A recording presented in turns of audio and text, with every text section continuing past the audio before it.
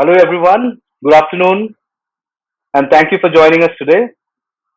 We are delighted to bring to you a new series called IET India Digital Debates under the banner of IET Digital Conversations. The IET India Digital Debates is our attempt to bring contrarian and opposing points of view which are extremely relevant in today's times. This debate series will feature expert views for and against pertinent issues, giving all our members and partners a holistic view of the topic, helping them make balanced and informed decisions. Today's debate on the future of shared mobility is curated by the IIT and its Future of Mobility and Transport panel. We are honored to have such distinguished and diverse speakers from various areas of mobility services, healthcare, behavior economics, and urban design to share their views with us. The idea of this debate won't be to start a war of words as you might have seen on news channels, but to have contrasting views from the two sides to understand whether the current and the future scenarios for shared mobility will be better or not. I'm your friendly neighborhood host, Suman Bhaumik. I lead the event for IIT in India.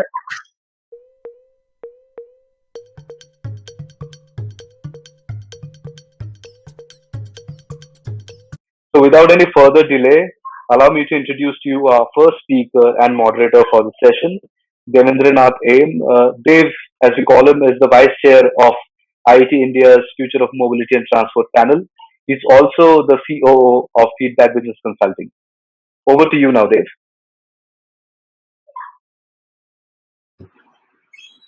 Thanks, Suman, and a warm welcome to everyone for this interesting debate. Uh, so, yeah, shared mobility is a very important aspect right now for the nation. It is one of the fastest growing subjects of the industry, and it was estimated to be close to about $700 million in 2019 and growing at a very brisk pace of about 26-27%. And it played a very important role in everyone's life, be it the consumers, be it the auto companies, be it the startups and the startup ecosystem, which played a role in this. And it attracted a large amount of investments. One of the largest P contributions happening in the country happened to be in the shared mobility segment.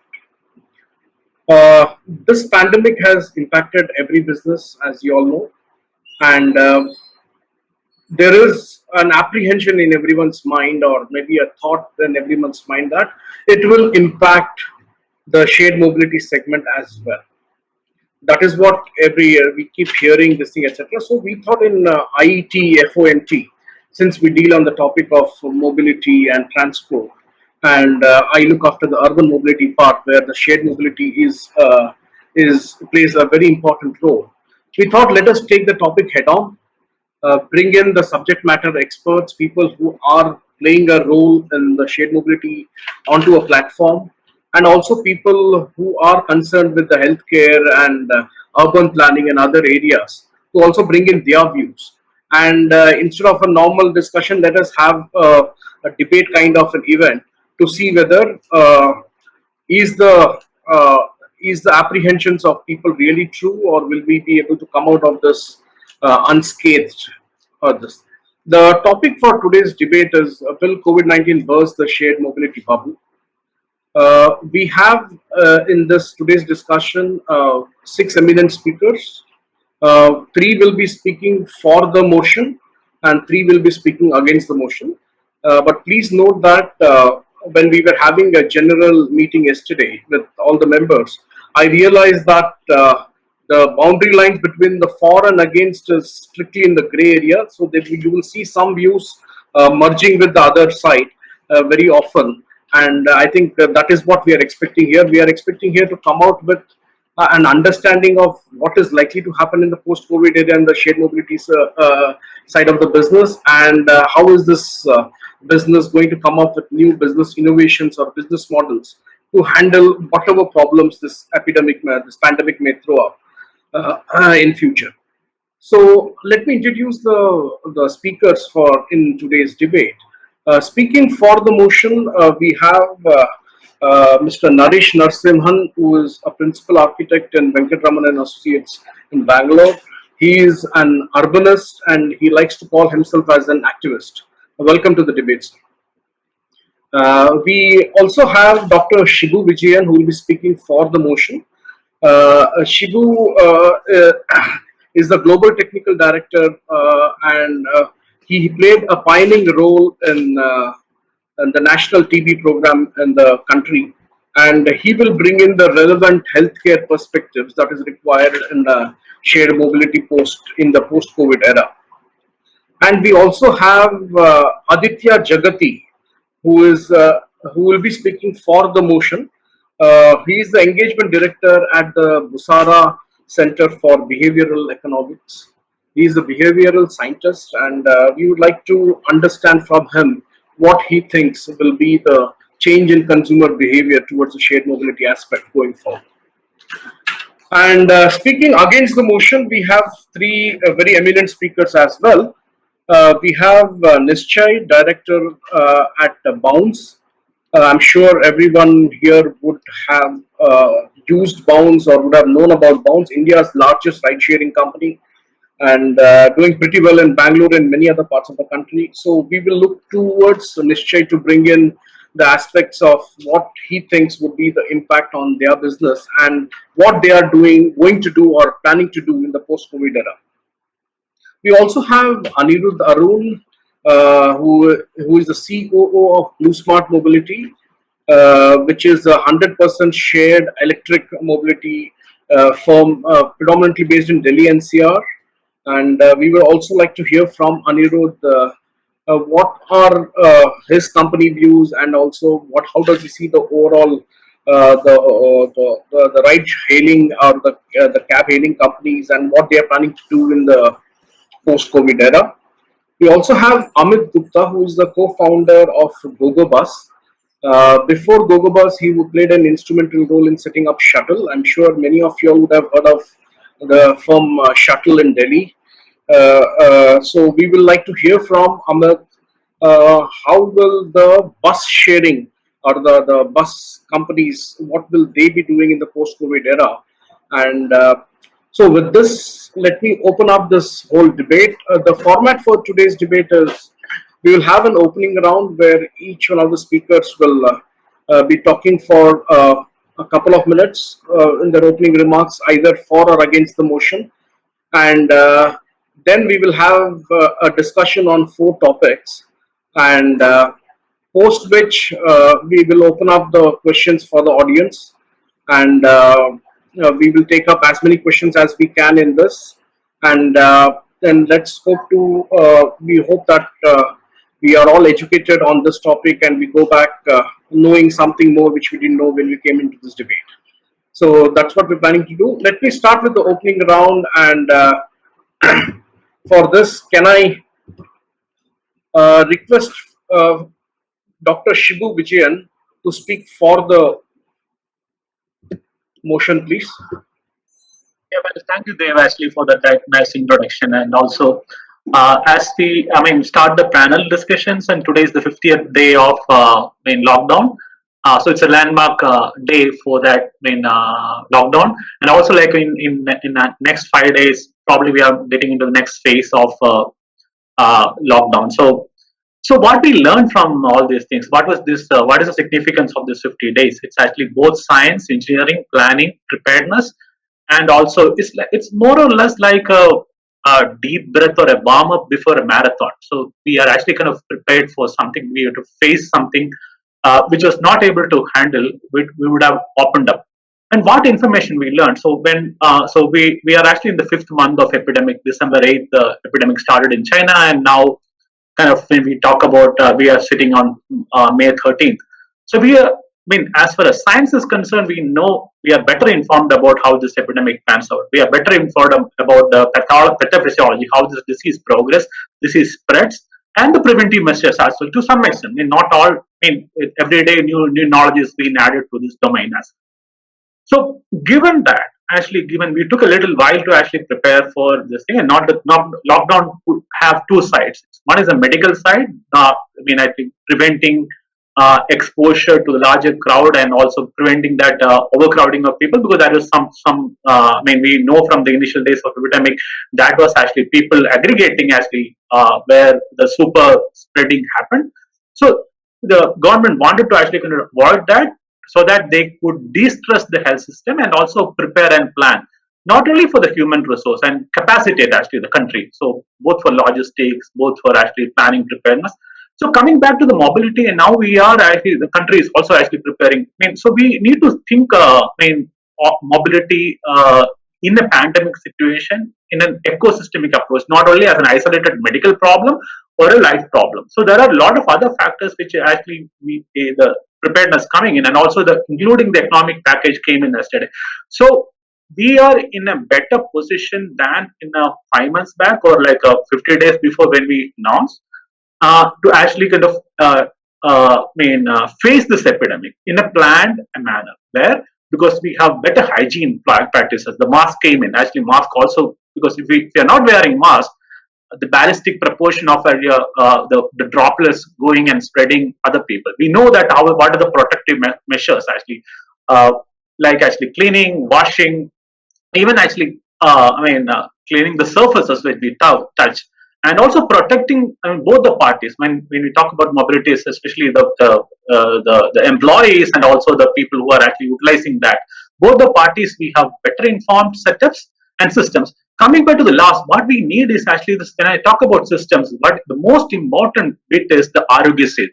So that's a best surveillance tool, wherein if you are actually properly utilizing it, when I think the penetration is, I mean, good, but again, the utilization is still, I won't say it's very appreciative. That is where probably, as in a systematic manner, including we all need to come together and kind of push for that.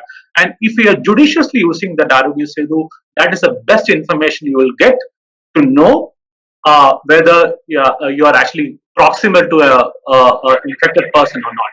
So I'm stopping it there. So in summary, it's actually we are better informed, better prepared, we have better tools, we have better logistics, we have better plan, better systems and surveillance systems to handle the situation. So, and also better, we know where is this epidemic are actually. We know it's not very everywhere in India. We know there are hotspots. So where, when, how, and all these are maybe of solutions and answers. I think this is an apt time to discuss about it. Probably in the version, the next version of lockdown, we are. I mean, we need to face. I mean, that's not going to end the. I mean, epidemic like that. But we are better prepared to actually face another calamity. Thank you so much. Thanks, Dr. Shibu. Now, can I have Nischay of Bounds from the other side, please, to speak against the motion? Yeah, sure. Uh, I think given that we are in such a unprecedented time where a lot of businesses are going to get decimated, a lot of industries are going to get badly impacted, supply chains are going to get impacted. At the same time, many jobs are going to be at stake. But I think mobility as a sector is going to be very crucial as we go forward. Mobility as a whole itself is still in a very nascent stage, and I think we're still not in the phase where we can call it a bubble where it has to be burst or not burst is what we feel. Compared to other industries across the globe, the public shared mobility is still in a very nascent stage, and the kind of accessibility for the entire public is also at a very nascent stage at this point. And given the nature in which we operate, that is, we enable people to move from point A to point B on a dockless scooter, uh, which is completely automated, and there is literally no manual intervention whatsoever when is being used by a user, and is avoiding all sorts of very sharing any personal space with anyone else. I think we will stand to gain a lot from this epidemic. We get to. I think there will be a big tailwind because of which we'll gain a lot. People would still like to avoid metros, buses, shared cabs, pooled cars, everything. And whoever can afford will probably go ahead and afford a vehicle, buy a vehicle of their own. But a large population which still can't afford to buy a vehicle or not sure whether they want to own a vehicle, given the way they are going to commute, given the times they are going to commute. I think a shared mobility platform like Bounce stands to gain a lot. And also, it gives us the opportunity to uh, rapidly deploy solutions which makes more sense uh, uh, in the current operations. And we are also taking a lot of care to make sure that this mode of commute is the safest of the all available options. We are working with some of the leading organizations from across the globe to sanitize the vehicles, to apply germ shield protection, so that all sorts of germs gets killed. Even if an infected person uses my vehicle, and next it doesn't get transmitted to the next user on the platform. I think I think it's a very interesting time. I think we will enable people to move en masse and stimulate the market going forward. Thanks, Nischay. Thanks for your time and for your initial remarks. And could I now invite Mr. Naresh Narasimhan to speak, please, to give his opening remarks, and then we'll move to others. Unmute your phone, sir. Unmute your mobile. Thank you. That was a kind introduction. And I'm an architect and an urban designer, and I have been involved with mostly issues around shared mobility and a lot of issues around how to design a city, and particularly the city of Bangalore. And I've been involved with various government organizations to understand. And when this COVID crisis happened, it was like a bomb went off. And initially, it seemed like most of modern urban planning and design theory is focused on what is called transit-oriented development, where you provide shared mobility transit options, and you also use that as a densification tool to bring a lot of people together. And when this COVID social distancing norm and the idea that you can't be so close to each other as you would like to came, it was almost like a small bomb had been set off in the entire, and it almost demolished the. It looked like the entire theory, which has taken almost 20, 30 years to come to maturity, got wiped out within a span of a few days. But then again, it's not as my earlier speakers have pointed out. It's not as dramatic. It sounds dramatic to say that we cannot have a dense city anymore. And what people have not understood is that everybody assumes that the idea of mobility itself is necessarily vehicle based. Right? And so I want to sort of redefine, and I won't take too much more of your time. I will expound on this later. And I think that it is time to think of replanning and rethinking mobility strategies with an emphasis on what I call active mobility, that is powered by your own 2 feet. The pedestrianization as an option to move around an urban area has long been neglected at the expense of a motor car or a private vehicle that has always been privileged that way. So I would think that rather than bursting the shared mobility bubble, it will actually give greater impetus. This what has happened now. The safest way of moving around is walking. And if you do not understand and put pedestrianization at the forefront of that, we are never going to be able to do it again. And to end my initial statement, what I would say is that a car or a motorbike, for that matter, in India, your personal motorbike promises you freedom to go where you want, but to do what you want.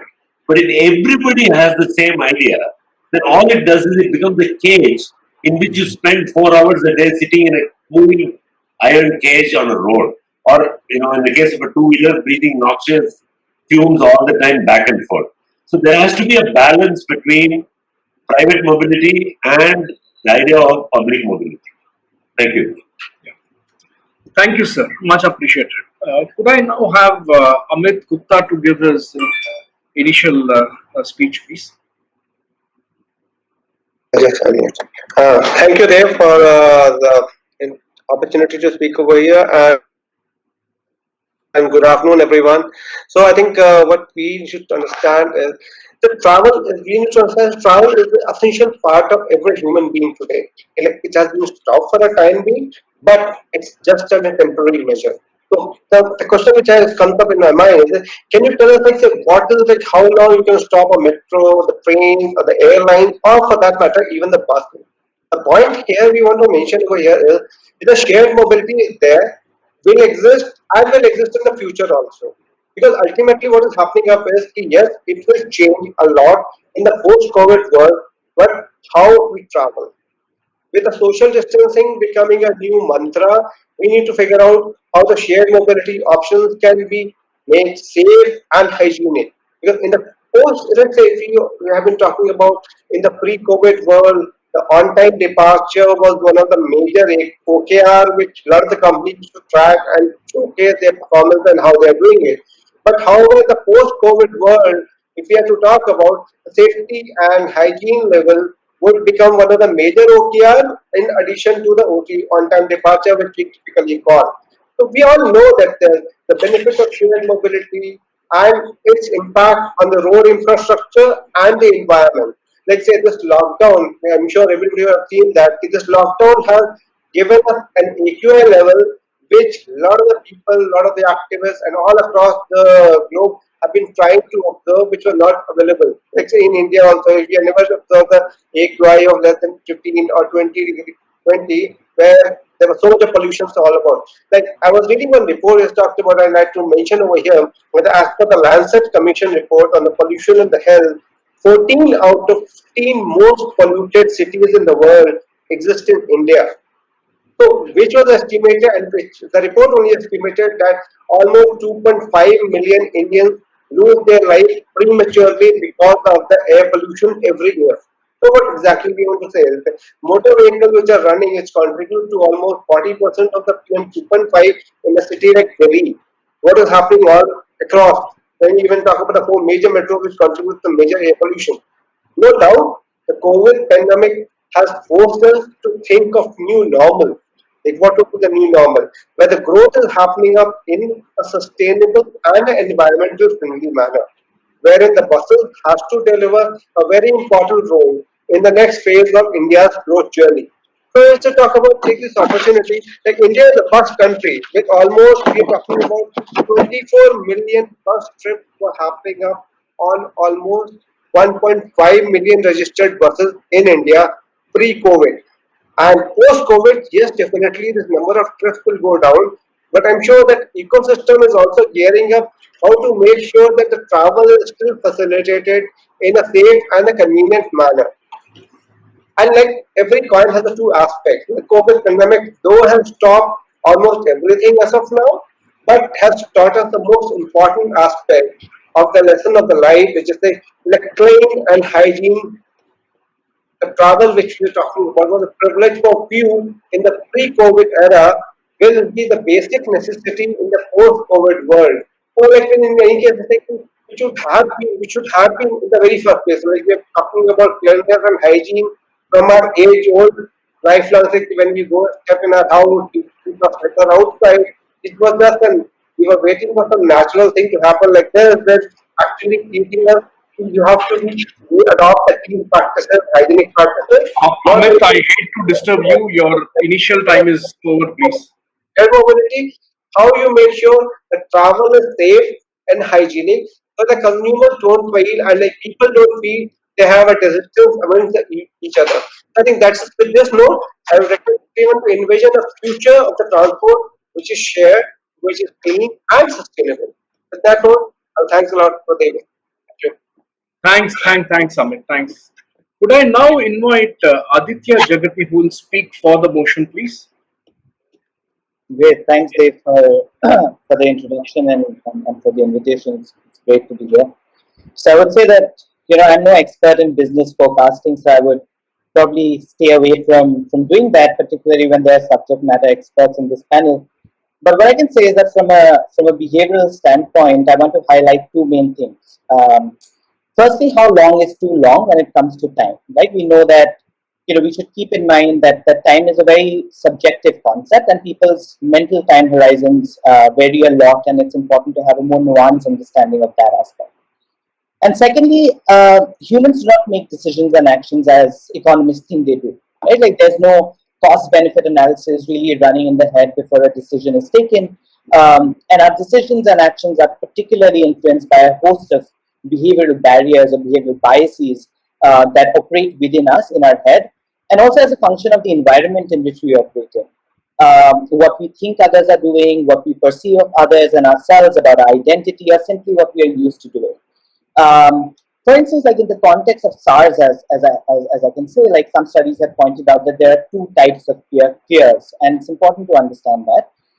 First is called the fresh fear, right? People will not use shared services, including public transport, as a result of what we say is the recency bias, like which means that I respond to information that I've heard or experienced in the recent past, and I act accordingly. So what this means is that there will definitely be a preference for using transportation services where contact with another person is minimum.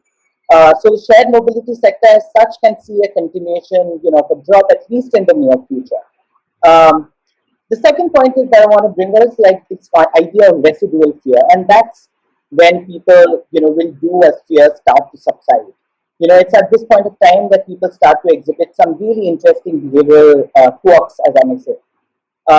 Firstly, what's the idea of behavioral fatigue, right? Like there's already so much tiredness and boredom of being indoors, and there's a lot of mental fatigue that's so people's idea of a risk perception has started to erode.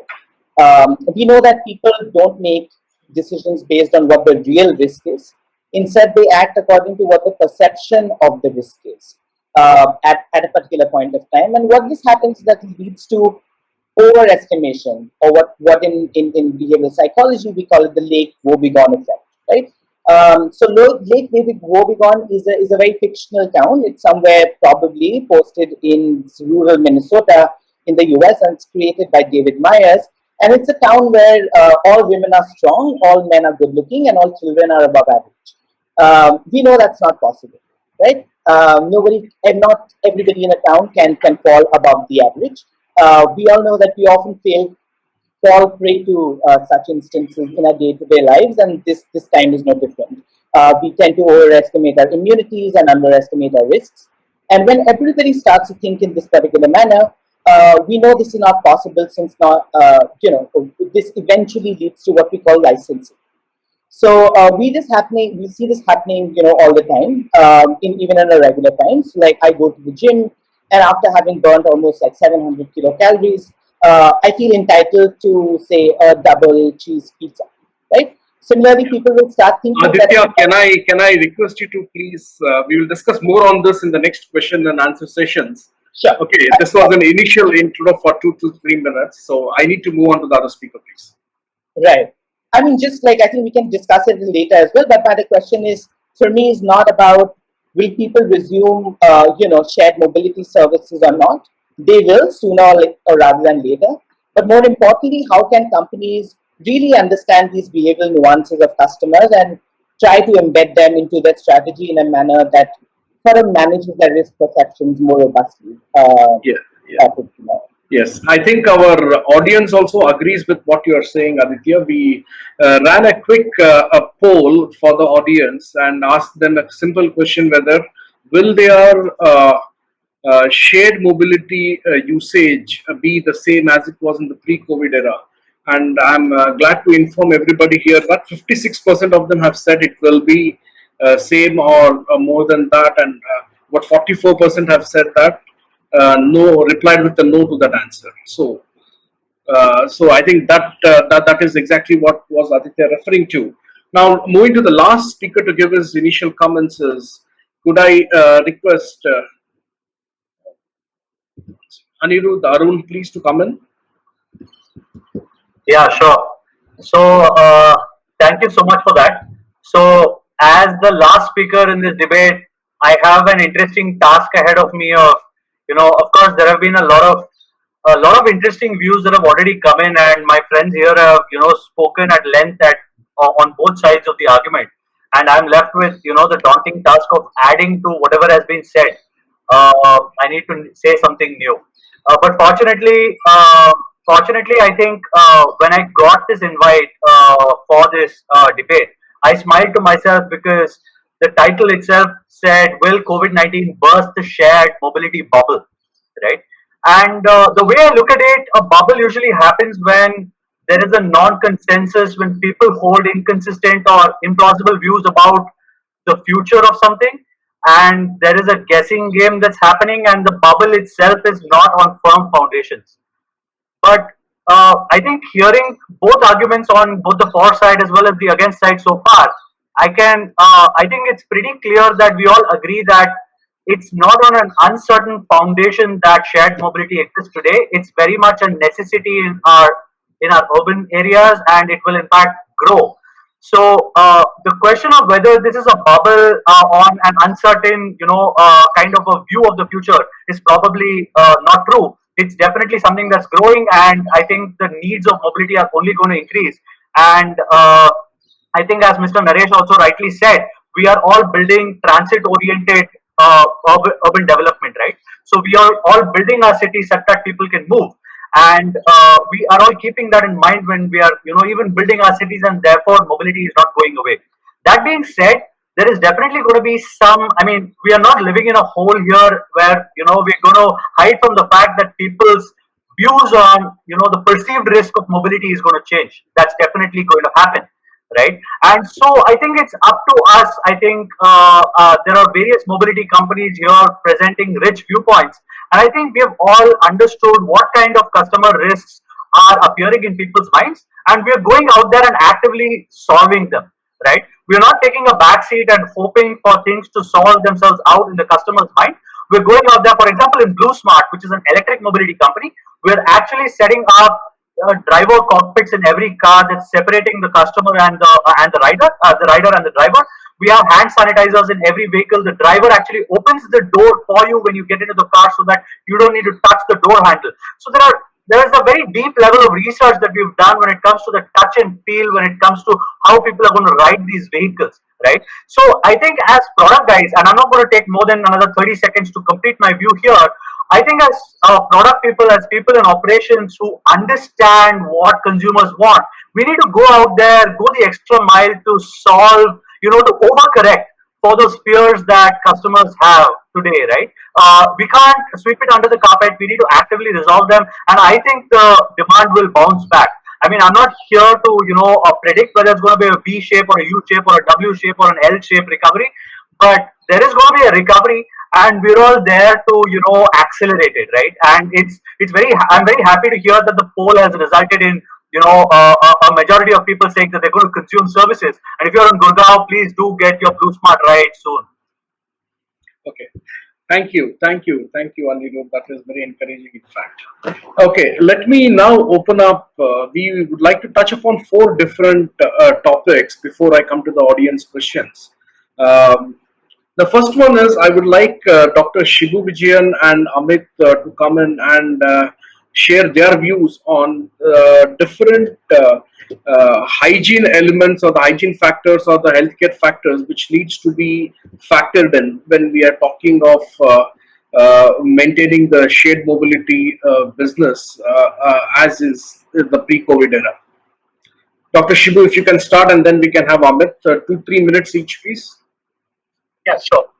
Thanks for that, actually. So, I think the overall feeling is very optimistic, including the participants as well as the speakers, and also we are actually looking for solutions. So the set out hygiene measures are actually frequent hand washing or sanitizing your hand and wearing mask. And also now we are also seeing that it's a segregated space for the driver's cabin and stuff like that, which is also a hygiene measure. I don't think that there is no evidence to say that wearing mask, everyone wearing gloves, is going to actually prevent, because that's not even a WHO recommendation as of now. And there are studies actually also say that probably might increase risk in certain settings. So let's actually go with what we have currently available. What we have currently available, personal hygiene measures are actually either hand washing, frequent hand washing, or the masking, and then the sanitizing. Right? So what we didn't have earlier was actually enough supplies of this thing. So now we have enough supplies, and then probably we can protect them clearly, the employees clearly. On the other side, what we also have is actually we also need to think about some sort of engineering, re-engineer the existing stuff. Do we have enough? I mean, does the seating array or the clothing over the seat is actually is feasible for frequent cleaning? Let's say that by simple bleaching powder lotion cleaning is enough. We don't need a fancy UV light screening. I mean, cleaning. But for that, actually, again, if you use a clothing cover, seat cover, seat cover, it may not be possible. I think we probably need a Rexin cover or something like that. So these are some sort of engineering bugs, and we can also think about actually how we can empower our drivers. Actually, I mean, teach them what are the actually health tips. How do we screen? So give them a thermometer, IR thermometer to actually screen the people who are coming in.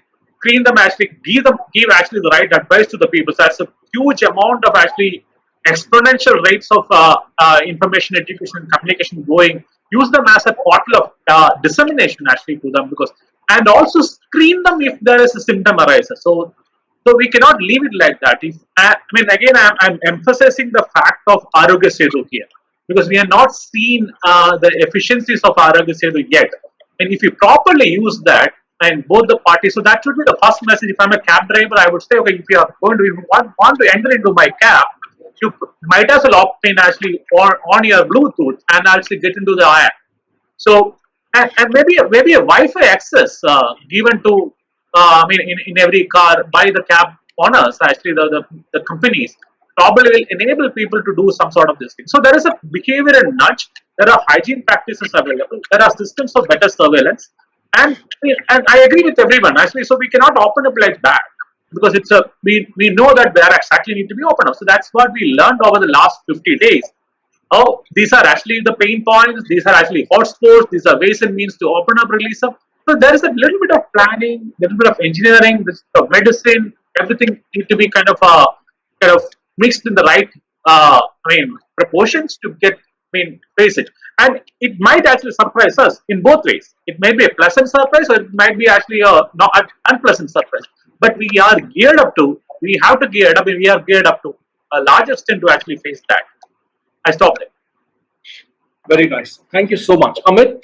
Yeah, I agree to large extent what Chibu is saying. And being a service provider, we understand the gravity of the situation. And I think in today's situation, specifically in the post-COVID world, how you actually ensure and deliver what you have been talking about, like what's talking about, like in the case of ours, like we have our exclusive boarding lounges, so consumers are not boarding from a roadside, they are boarding from boarding lounges which are exclusively manned by the people, where it's easy to replicate the processes and system, right from the infrared temperature monitoring to the mask to the sanitization of the bus, not only at everything, but right from the start of a trip to the destination, and then further monitoring that where all you can actually maintain that cleanliness and hygiene at every level.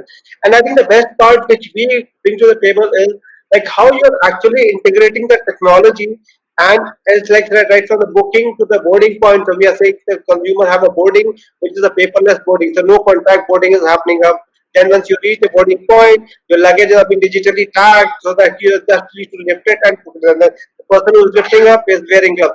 So I think what we this entire COVID situation has taught us is how you can still manage and build a system which is clean, safe, and hygienic, where the consumers are also proactive and actually willingly taking that effort and measures provided by service provider without putting a huge dent on the pocket. Ultimately, I think that's what which we need to understand. You're building up the entire ecosystem in a clean and neat manner, so the adaptability of the entire shared mobility demands remains and will grow. Okay, now on this, we had run another short poll with our audience here. The question was, would you believe in the hygiene measures taken up by the service provider? And about 53% of them do not believe, and 47% says they believe. So I guess there is a lot more education which is required, and creating awareness with the people, that is for the service providers to to factor in as they go. I'm sure there will be a lot of education program happening. So very Okay. true about that. I think the education to the consumers and for the consumers is one of the most critical part.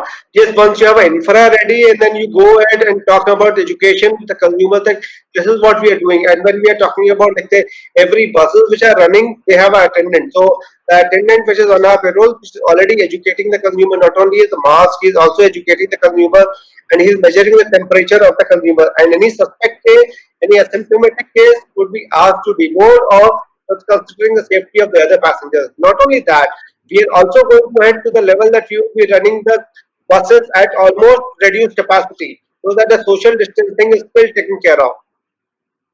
Okay, thanks, Amit. Thanks. Let me move to the next topic, which is a very interesting one as well. And this is on the behavioral change patterns of the consumers in the post COVID era. In fact, Aditya started talking about this earlier. So I would request Aditya and also Nishchay from Bounce to come in, please, and discuss this. Sure. Thanks. So I have three very quick points to make. Like one is, I think the most important topic here that probably should be discussed is around trust, right? It plays a really important part in managing a threat by affecting people's judgment about the risk and related potential benefits.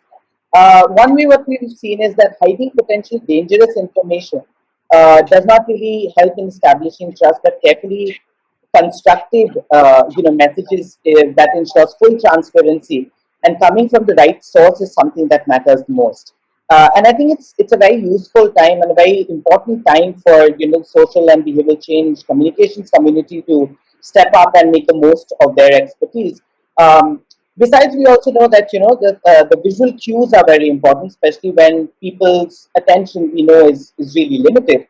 So how can one incorporate these into a design? Well, that's something that has already been discussed, like regular disinfection of seats and like shields protecting drivers from the passengers. But I think what is more important than these measures is to effectively communicating these measures to the end users, in the right kind of framing. Um, Secondly, it's more important to understand the differentiated response. The fact that responses don't come like as one, but there's a bit of a nuance to it.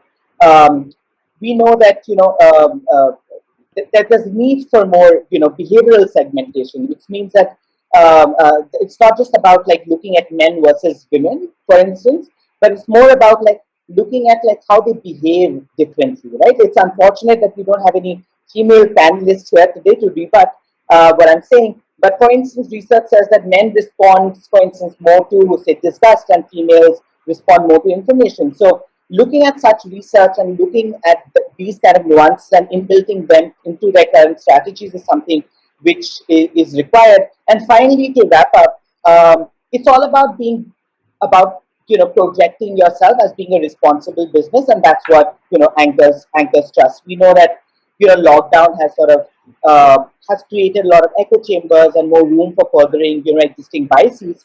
But one idea is that apps should probably give neutral names to drivers, for instance, right? Like there's no scope for discrimination. We've seen there's been a lot of like communal and religious tensions or centered around coronavirus spreading. So how do companies really need to react to this so that not just the employers and the companies, but also the end users perceive companies to be more trustworthy, more reliant, and more up in the game? That would be my 2 cents. Okay, thank you so much. Thank you. Nishchay, if you could come up with your understanding of how the consumer behavior is changing, and I'm sure you guys have done some surveys, etc. You should have a better grip on that. Yes, we were also very curious. All we could do was extrapolate on few understandings or be in an echo chamber, voice on each other's. But rather than that, we have built-in server capabilities in our platform. So we went out and ran extensive surveys over and over to various data sets, various types of users, with various geographies, various demographies, sex, based on the previous data that they had filled in about, be it their qualification, be it their job profile, be it their economy, economy class, everything. Uh, more almost almost most of them responded very positively that their usage of our platform will go up significantly post lockdown is eased. And yes, we are what we are doing right now is we are educating our users on our platform that how safe it is to use our services, and how we are taking necessary measures to make sure uh, they are safe around our platform. But as and when the lockdown eases, I know for sure more and more mobility players will come out and enlarge and educate users about how safe it is compared to any other mode of commute. Uh, End of the day, no matter what is the mode of commute you use, your risk factor will be same as anything else. You can get infected at your workplace. You can get infected at your uh, any a place of restaurant or shopping or grocery store or hospital or anything. Your own vehicle also can be a point of infection. So you really cannot escape from it.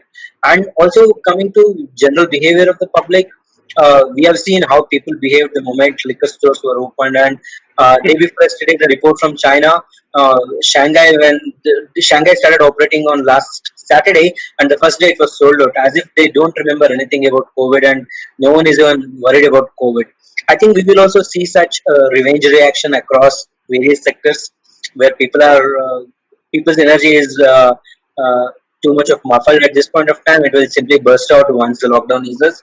Uh, I think that will lead to, things will come back to normal faster than people are expecting it to come back. Yes.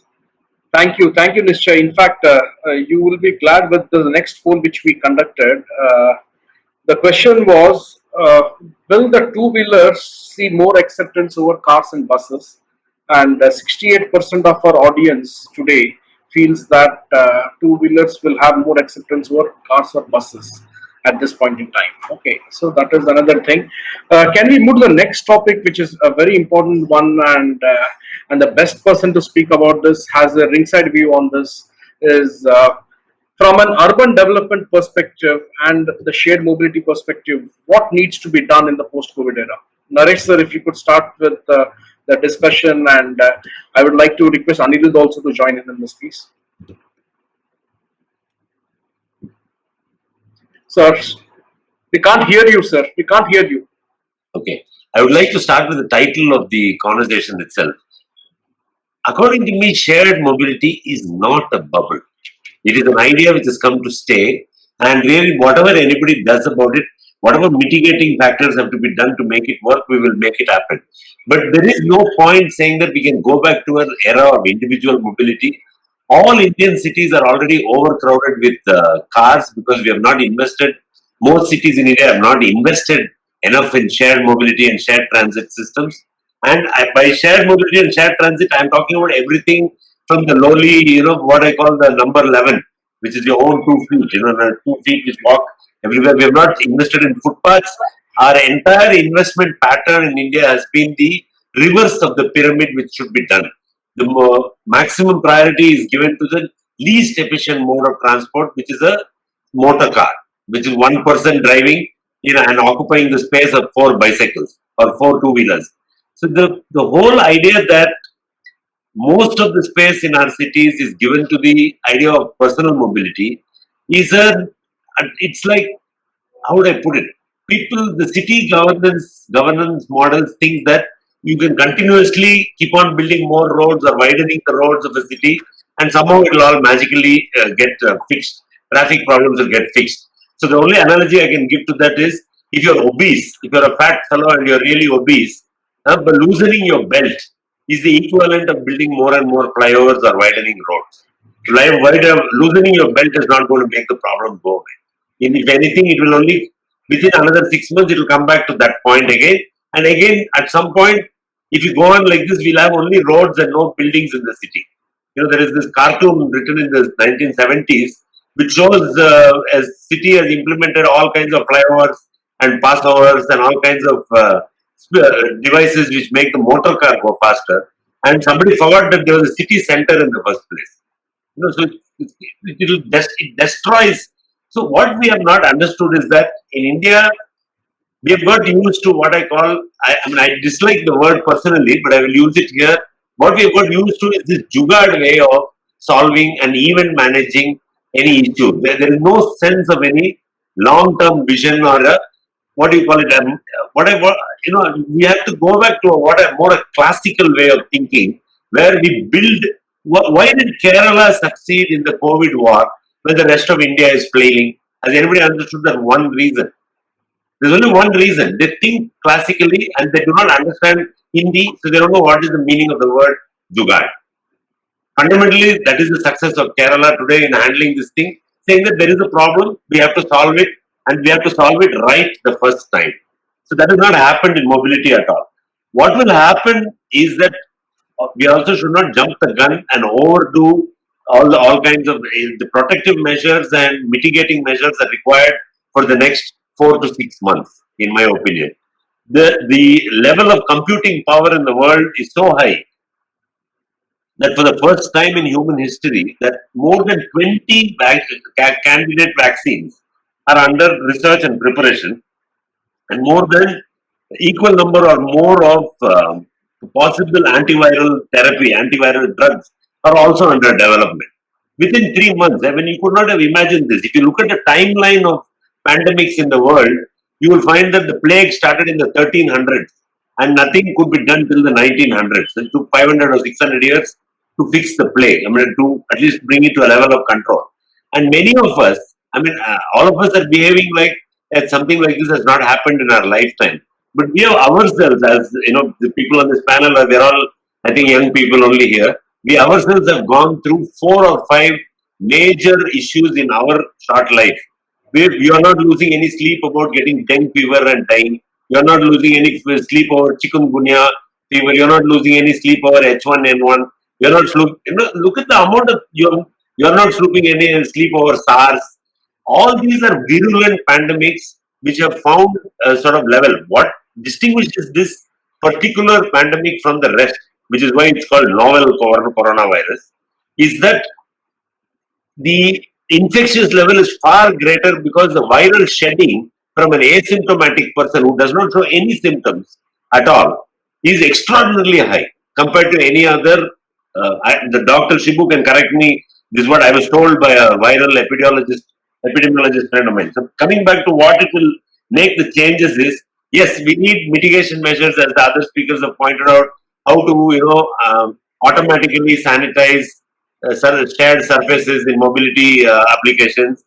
How do we also make sure that we use this opportunity to push very heavily in India for footpaths? No, I think that we should not take a vehicle less than 2 kilometers of any trip at any time. We have to make some metrics like that. For a 2 kilometer trip, no vehicle. For a 2 to 5 kilometer trip, bicycle or shared bounce or one of the Blue Smart or one of the shared mobility providers in the city. Beyond 5 kilometers, unless there are 5 people going, take public transport. Right? And at the other end of the public transport, many people say last mile. There is a last mile access, so we can't use public transport. You ask me, it's the exact reverse. We do not have first mile access to public transport, and we never look at the first mile access to public transport, and everybody is focusing only on this last mile. Okay. The third point is that we have to use this, and we have to do this from a community level.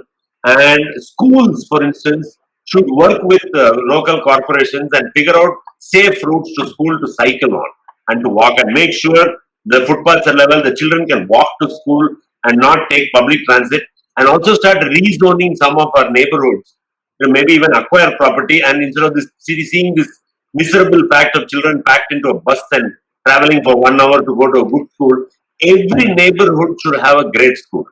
People don't understand that the real estate value of the United States is dependent on only one factor: the quality of the school district. That the index of real estate prices in America is the quality of the school in the neighborhood, not how wide the roads are or how many Starbucks are there. The last 2 points I want to say is that there have been a lot of startups. I also run a startup accelerator in Bangalore called Numa, in addition to my architectural practice. And we've been and particularly in the area of urban tech. And so I'm getting a lot of proposals already we put out a call, and we find that what I call data-driven tracking, sensible ways of contact tracing, making sure that there are scheduling systems that can. What will happen if there is an outbreak? Is there some kind of sensor model with what will happen if there is a sudden outbreak? How do you contain it? Also, what happened? And the biggest tragedy of it all, of this outbreak, is somehow all of us are lucky fellows. Everybody I see on the screen is sitting inside a room. But the tragic plight yesterday, I was on a highway in Bangalore, and there is people walking as far as the eye can see. This migrant labor problem. I think one where we have dropped the ball completely as a government and as a society. We have let the people down who build our cities and who look after us, and we have made them walk back 3,000 Yeah. kilometers. Sir, in the interest of time, sir, can I request, can I move to the next speaker, please? We are really running short of time. Yeah. Yeah, Anirudh. No, you can keep talking for a long time. Sir, as Mr. Narasimhan rightly said, and I mean, coming from the question was pretty much couldn't have had a better person to answer it, given his his expertise in urban planning itself. But I would rather, while the philosophical and long-term argument has been given, I would like to probably add the short to medium-term perspective here. Right. So the short to medium term perspective, and it is based on customer feedback that we've already got, is that there are going to be certain use cases of customers that are going to bounce back faster, the so-called V-shaped recovery, and then there would be certain use cases for users that would recover slower, which would be like a U-shaped recovery or whatever. So it would be a combination of multiple multiple forms of recovery based on the kind of use case that you have, and ultimately our cities are also built. Unfortunately, looking at the city of Gurgaon where we operated, right? Gurgaon has very densely packed office centers, and then they have residential spaces outside. So often it results in heavy congestion, and one of the reasons why you don't want to drive in Gurgaon also is the fact that it's just like Bangalore. I mean, you have heavy traffic at the peak hours. So those are one of these problems that go away in the short term to medium term in case you choose to commute once the lockdown starts reopening, etc. But then there are also going to be certain other use cases that people are going to avoid, which would be like probably shopping, which would be probably going out to parties with friends. So the shopping districts, the restaurants and pub districts, they're all going to have probably lesser congestion, lesser visits, whereas certain segments of our urban areas are going to recover faster. So broadly, that's going to be the sense, and I think people are going to always start. I have a question for you. Apart from the urban development side, what kind of business model changes do you think a company like BlueSmart or any other cab sharing companies will be bringing in now for post-COVID thing? So one of the core promises that we always brought out as BlueSmart is safe and responsible mobility. And the reason why we used to promise that and we continue to do so, it has reaffirmed our faith in responsible mobility, is because we have a very high level of control over the asset, which is the vehicle, because these vehicles are under lease by us or under various forms of control by BlueSmart, rather than having a delocalized model where drivers put up their own vehicles on a platform and there is little or no control over that vehicle. So while a large mobility player may be forced to rely on the driver partner to pretty much say whether or not that car, I mean, it would pretty much be dependent on the driver partner, that individual driver partner, on what level of sanitization and safety is brought into that car. So, but one thing that we try to do is we try to bring a level of standardization in every vehicle you get. We make sure all these cars go through a pit stop, which is a hub. So we ensure that there is a hygiene and sanitization check that happens. We ensure that there is a sanitizer in the car, a disinfectant in the car. The driver is wearing a mask.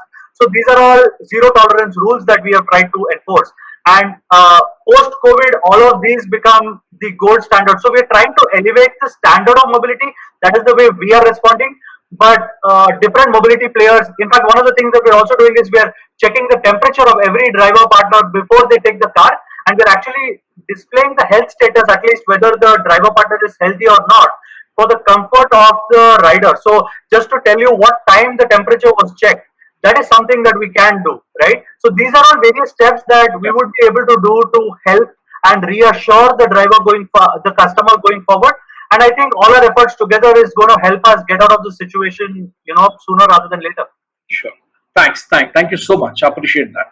Amit, if you could come in and explain to us, do you see any business model changes happening in the bus ride sharing business going forward?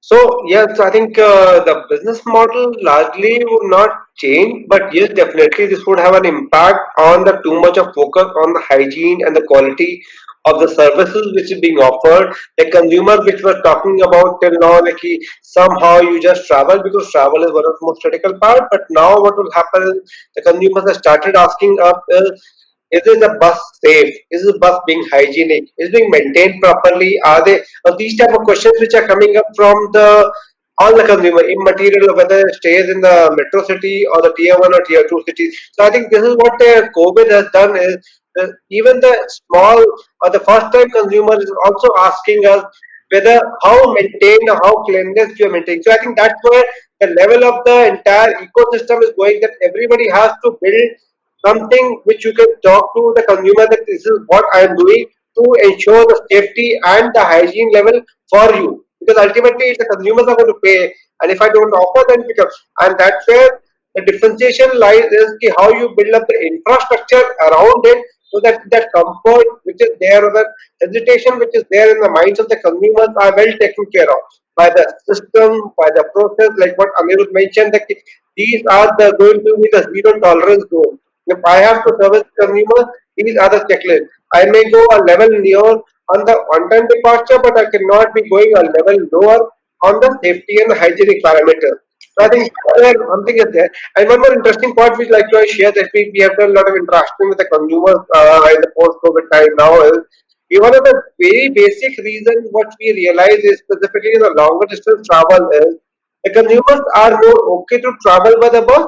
The one of the very basic reason is the level of exposure. If I had to compare this level of exposure while traveling on the train or traveling on the flight, so you still stand a better chance where the buses are going to be like you are in a smaller group and you having a limited number of people. So that's also going to be a major differentiator, a major decision maker in the mind of the consumer. Okay, thanks, Amit. Thank you so much. I think there are a lot of questions which has come up. Let me just summarize some of the questions here for the panelists, and very quickly, if you could answer in less than a minute, please. We are really running out of time, and I think we need to wrap in the next 5-10 minutes. The first one is sanitization of fleets on cars. I think this we have discussed. I think many of them have brought this over. Helmets on bikes. Nishchay, if you could talk on this, please. Is there something being done for sanitization of helmets on So what we are bikes? doing is we are promoting people to bring their own helmets. That is our BYOH, bring your own helmets. And also we are selling helmets at a subsidized cost to our end consumers. They can avail a helmet at just 199 rupees or keeping a deposit of 199 rupees. We'll ship it to their home. As and when they feel that they will not use bonds anymore, they can ship it back and get their deposit back. Okay, thank you so much. Okay, the next is on will the need for travel going forward, will it drop? Naresh sir, if you could come on this. I didn't hear that question properly. Will the need for travel itself going forward, will we see a drop in the need for travel? Yes, in the near term, yes. But the wheels, we are a connected world now, and all of us have connections all over the planet, and we are not going to, and not only for business, but also for leisure, and also for the whole idea that you take, you travel is also something that broadens the mind and teaches you how to deal with life in a much better way. So there will be a drop in the short term. Yeah. But I don't see the airline business getting affected in the long term at all. And I think that as I said, we're all holding our breath to this vaccine or some cure. They have to either find a drug which fixes the problem or a vaccine which fixes the problem, and that will take about a year from now, I think. But it will be the fastest that a drug has ever been developed in the history of the world. So we have learned now how to leverage computing technologies and how to leverage biology into something that can be hacked literally hacked into place. What we have to learn in the future is that we have to not let this kind of pandemic happen again. And for that, we have to bring a lot. And what people don't realize is that it's not just this virus that came from China. Even the plague came from China. Right? So they've had a long history, and this is happening because that the interface between human beings and nature is being violated at some point. They're trying to, they're eating a lot of wild animals. Things are jump, viruses are jump quietly living somewhere in some bat, jumping to some human being. So Understood. these kind of changes has to be the world has to bring pressure, and I'm not advocating a total vegetarian world or anything like that, but at the same time we have to have some sensibility in this. But coming back to mobility itself, let us all admit that the fossil fuel era is now officially over. No, we need a new D word now. We need we need to destroy the old. We need to design the new. We need to de-densify. We need to demotorize. Our cities cannot take any more vehicles. Bangalore, I mean, just to give you some statistics, Bangalore is a population of 1.2 crore. Okay, and we have 82 lakh registered vehicles as on date. That is more than 1 is to zero point 0.5. That is more than 1 is to 1. We have almost as many vehicles as many people. Bombay has 2.4 crore population and has 40 lakh private vehicles. And that is half the number of vehicles for double the population. Now, Delhi has more vehicles than all the other four metros put together.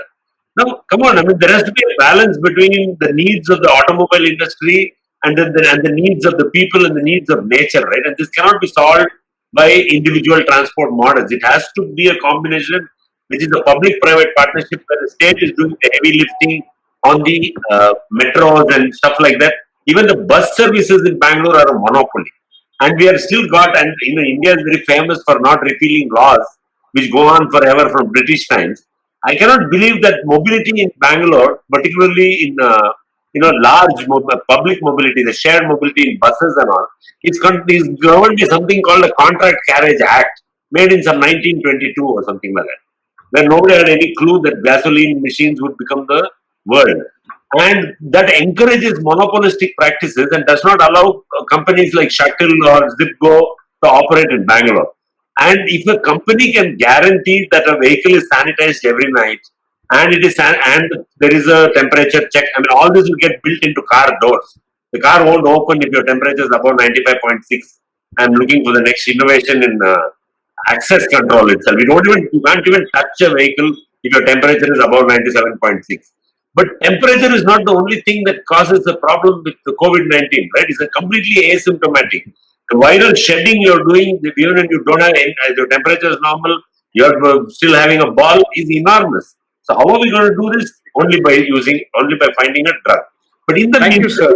in the interim, there is going to be havoc, and we should all be prepared to grin and bear it for some time and accept some lower salaries and so on, and be happy for another. That we should be happy we came out of it alive and without getting this problem, and hopefully put all our energies between trying to find how we can learn from this and decrease the number of vehicles in India and increase the number of shared mobility options.